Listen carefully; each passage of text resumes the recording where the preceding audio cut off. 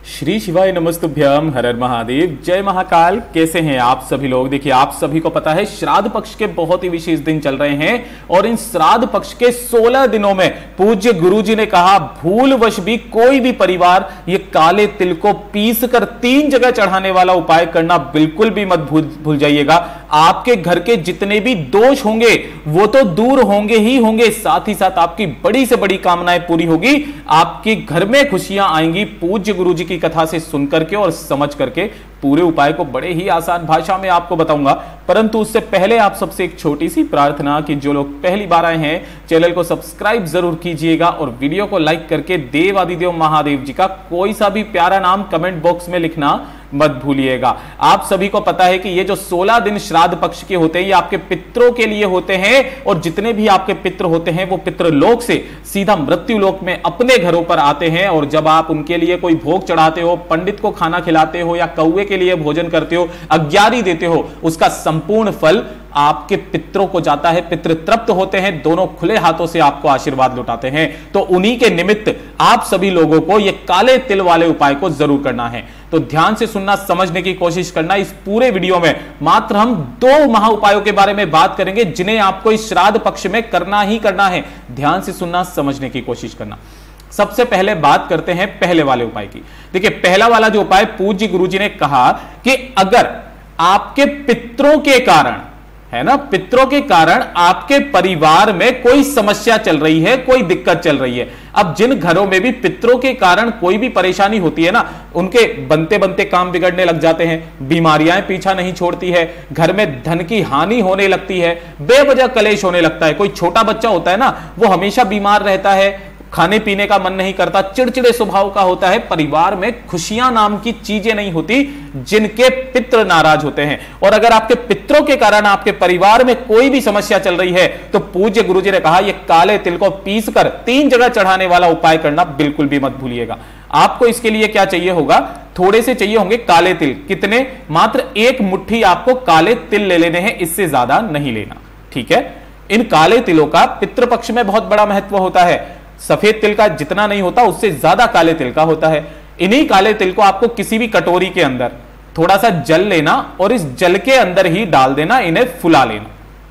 मतलब जल के अंदर ही आपको इसको डाल देना है, वो अपने आप फूल जाएंगे। आपको इस कटोरी को उठा करके अपने पूरे घर में घुमाकर, ये चीज ध्यान रखना, पूरे घर में घुमा करके आपके घर में जहां पर पितरों का स्थान होता है, जिसे परिंदा कहा जाता है, आप सभी को पता है, ठीक है ना।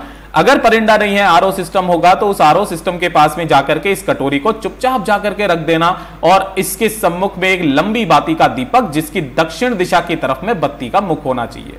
किधर होना चाहिए? दक्षिण दिशा की तरफ इस बत्ती का मुख होना चाहिए, जो आपके पितरों की दिशा होती है। इस कटोरी को आपको पूरी रात के लिए रख देना है। शाम के समय करना, पूरी रात भर आपको इस कटोरी को अपने परिंदे के पास में या आरओ के पास में रखे रहने देना है। जब अगला दिन आएगा, है ना, अगले दिन की सुबह जब आएगी, जिस दिन भी आप कर रहे हो उसके अगले दिन की सुबह पर आपको क्या करना है? नहा धो करके, पूजा पाठ करके, ये जो काले तिल आपने यहां पर फुलाने के लिए रखे हुए थे ना, ये फूल जाएंगे। इन्हें क्या करना है? आपको पीसना है ना, इसका पेस्ट बना लेना है। इसी पेस्ट को आपको एक तांबे के कलश में भर लेना है, काले तिल के पेस्ट को, और अगर लोटा खाली रह जाता है तो इसके अंदर आपको अपने घर का शुद्ध जल भी भर लेना है, ठीक है। और इसी के साथ में आपको लेनी होगी मात्र 1 चुटकी हल्दी। क्या लेनी है?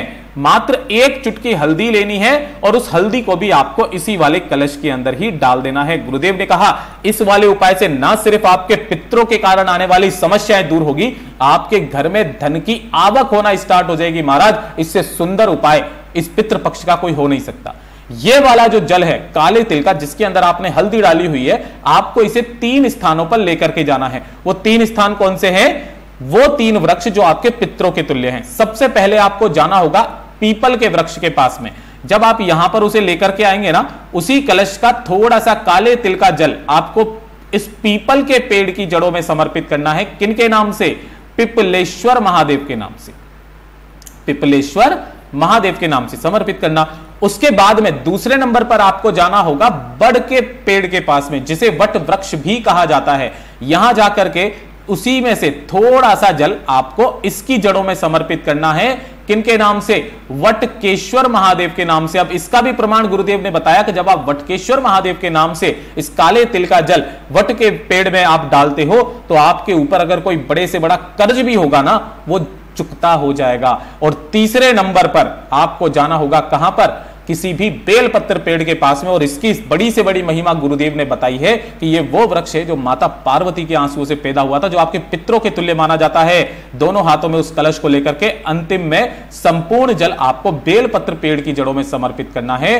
गौरी शंकराय नमः मंत्र का स्मरण करते हुए। कौन सा? ओम गौरी शंकराय नमः मंत्र का स्मरण करते हुए जो भी व्यक्ति अपने मुख से गौरी और शंकर दोनों का नाम सम्मिलित रूप से भी ले लेता है ना, उसको कभी भी पितृ परेशान नहीं करते हैं। पूज्य गुरुजी ने कहा 3 जगह पर, केवल इन 3 जगह पर जल समर्पित करके आ जाना और उसके बाद में देखना कोई भी पितृ आपके घर का कुछ नहीं बिगाड़ पाएंगे।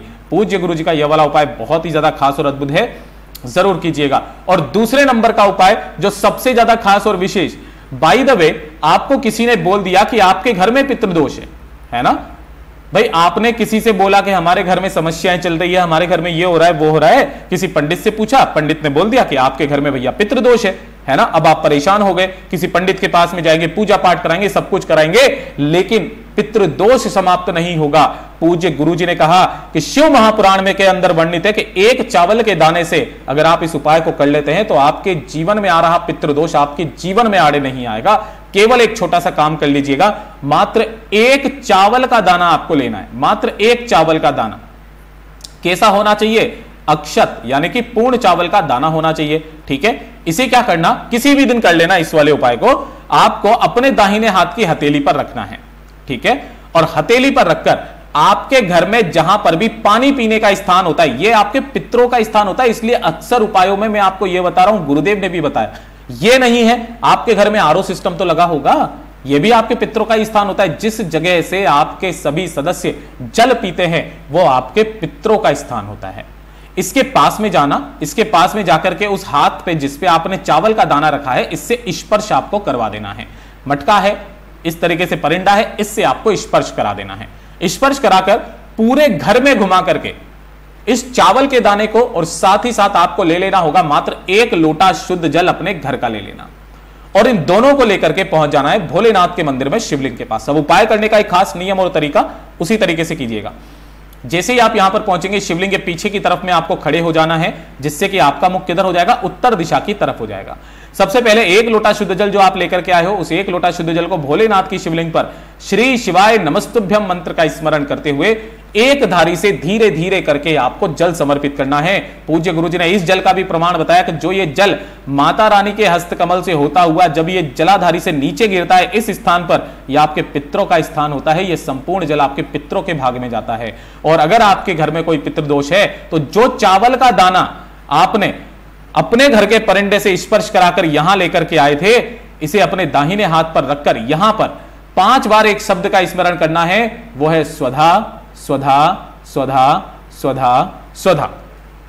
3 बार जो प्रमाण होता है वो एकादशी के दिन किया जाता है, और पितृपक्ष में 5 बार सुधा बोल करके इसी चावल के दाने को महादेव की शिवलिंग के ठीक ऊपर समर्पित करके आ जाना। पूज्य गुरुजी ने कहा कि आपके घर में चाहे कितना भी बड़ा पितृदोष क्यों ना हो, कभी भी जीवन में आड़े नहीं आएगा। और ये सुधा के बारे में भी प्रमाण बताया कि सुधा मैया पार्वती जी की नानी का नाम है, जो पितृलोक में निवास करती है। और इन्होंने ही कहा था जब महादेव के साथ में इनका विवाह हुआ था कि जो भी व्यक्ति जिस घर का जल महादेव की शिवलिंग पर समर्पित होगा, उस घर में कभी भी पितृदोष नहीं लगेगा।